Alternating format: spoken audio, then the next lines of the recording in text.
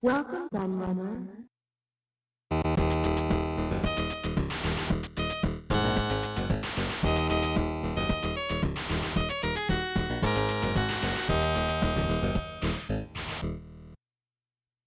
Hello everybody, Kieran aka The Laird here, and I'm back with a book review for you, and one that I told you I was going to be doing because you may remember that just a couple of weeks ago I looked at this book here, Adventure, the Atari 2600 at the Dawn of Console Gaming by Jamie Lendino, and I mentioned that it was part of a series of books that also included Breakout, How the Atari Bit Computers Defined a Generation, and Faster Than Light, the Atari ST and the 16-bit revolution.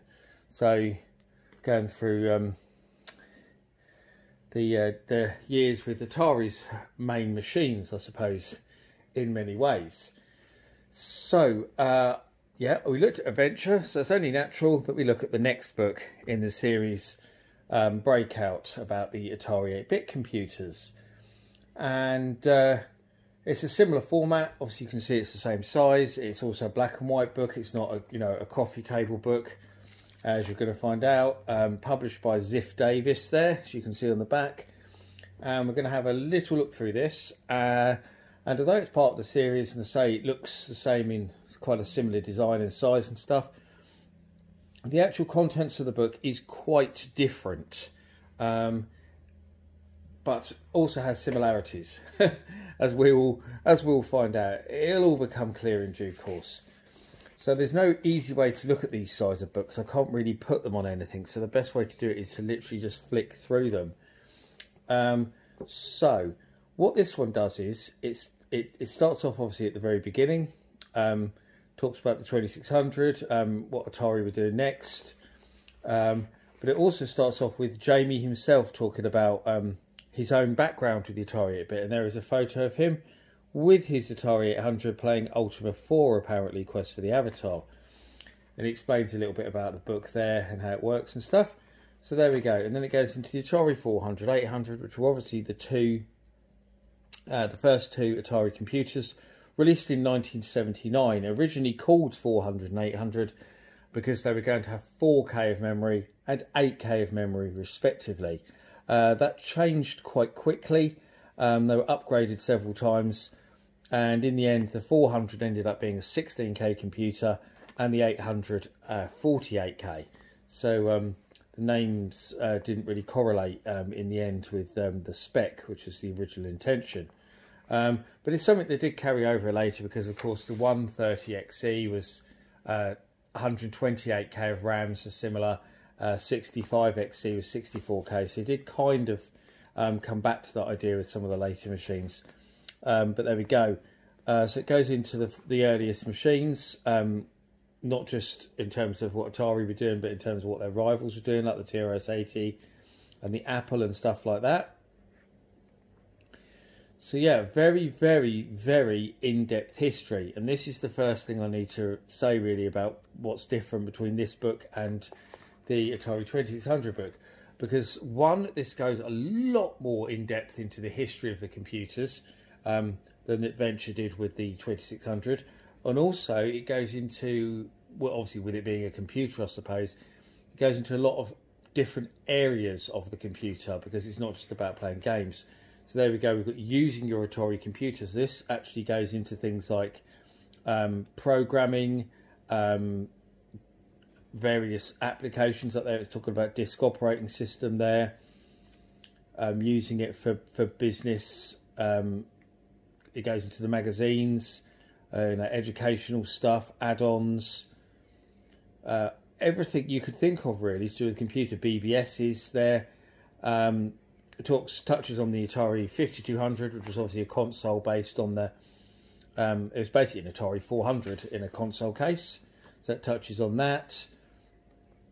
Then the redesigned XL machines, so there we can see the 600 XL, which was the 16K model, and the 800 XL, which was a 64K model, which became pretty much the default, and that was the best selling model of the Atari 8-bit by quite a considerable distance, I believe, on both sides of the pond.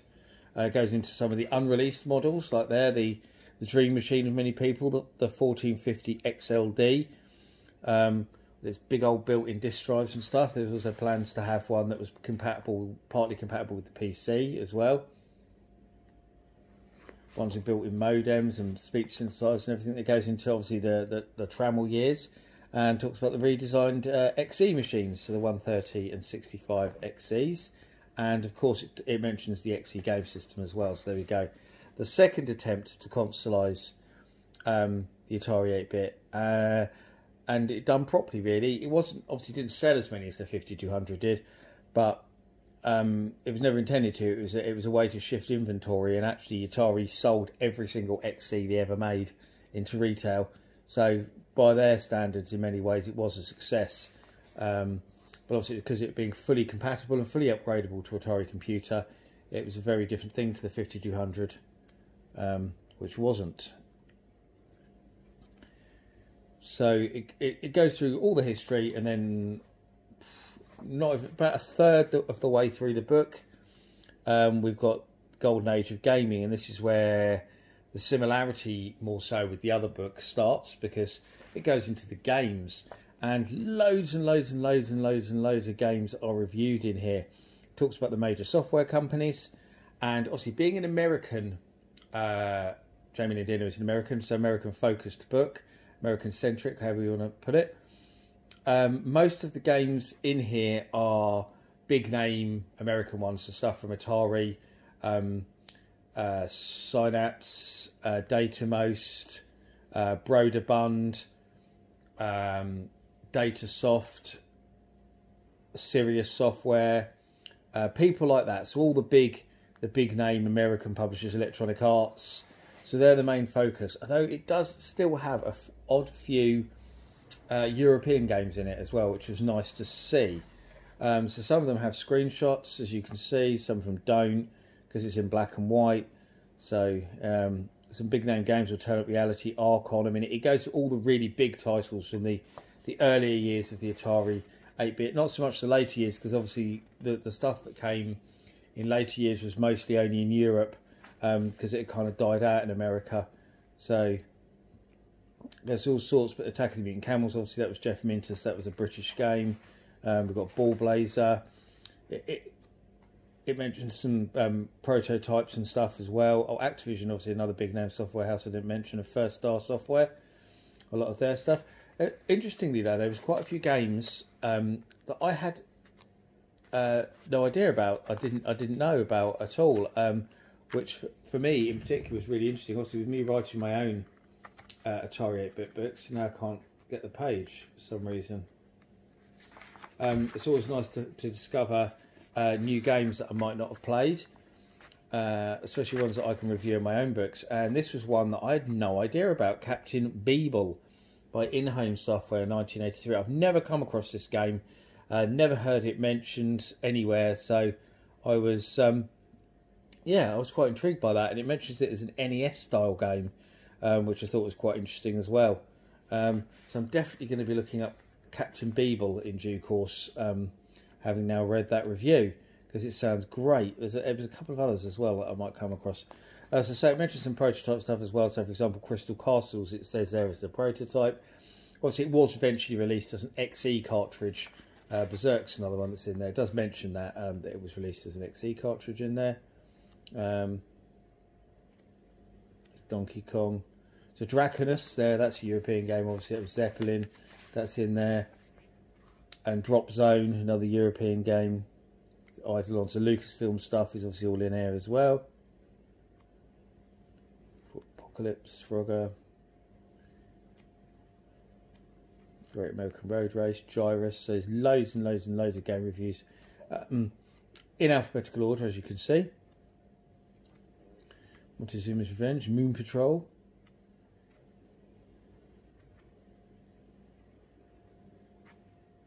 New York City, The Big Apple. That was another game that I've never played. I do remember someone mentioning it ages ago, and I completely forgot about it. And it was only when I saw this book again that it reminded me about it. And it's one that I definitely need to play, because it sounds really good. It almost sounds like almost like a GTA predecessor in some ways. That's another one I really need to play at some point.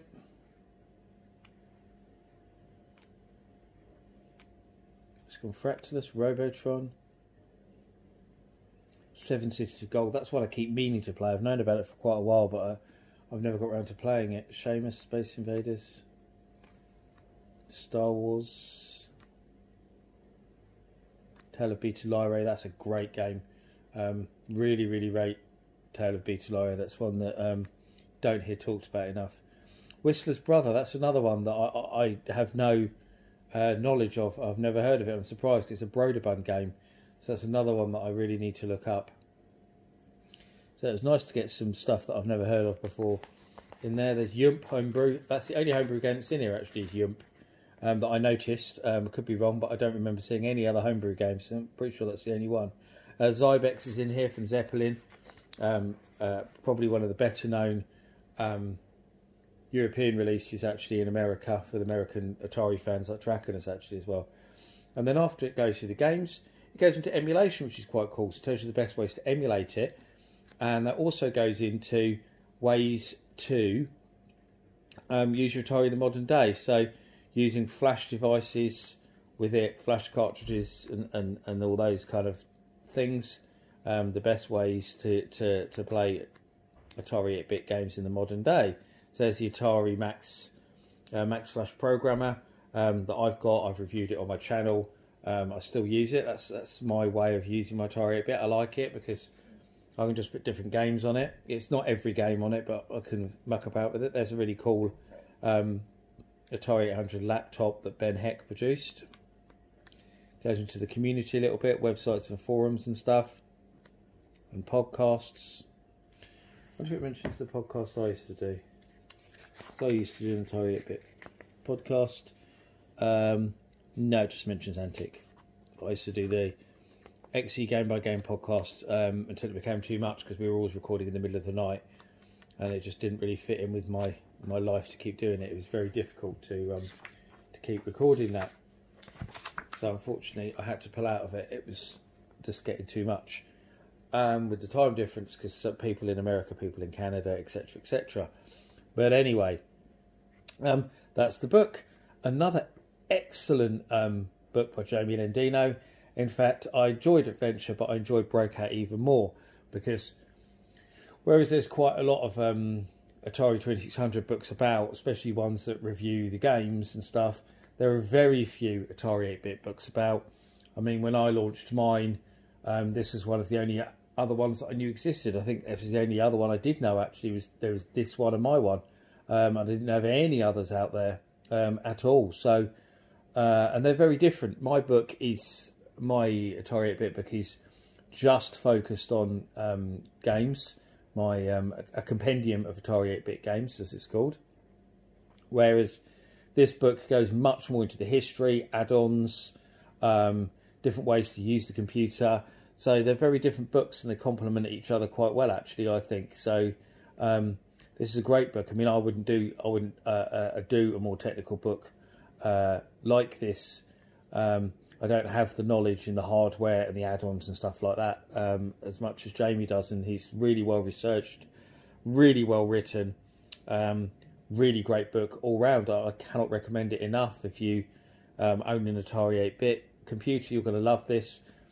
And if you don't own an Atari 8-bit computer, you're going to love this. I think there's another good thing about this book is it kind of is aimed at both audiences. You know, those who already own the machine already are going to get a lot of joy out of reading this and reminiscing and stuff. And those who haven't got one, it's basically the best introduction you could get to the Atari 8-bit, and will help you make the most out of it. So yeah, it's an absolutely brilliant book. 10 out of 10. Can't recommend it enough. And now after reading that one, I'm sure that Faster and Light will probably be something quite similar in the way it's laid out. I have not looked at it yet because I just like to read one book at a time, and that will be coming on the channel in due course when I get around to reading it. But I'm really looking forward to it now, because I'm sure it will be every bit as good as Breakout. And that's it really. I hope you enjoyed my look at Breakout by Jamie Lendino. I've been the Retro Laird, and I'll see you all again for another video very soon. Thanks for watching. Bye bye.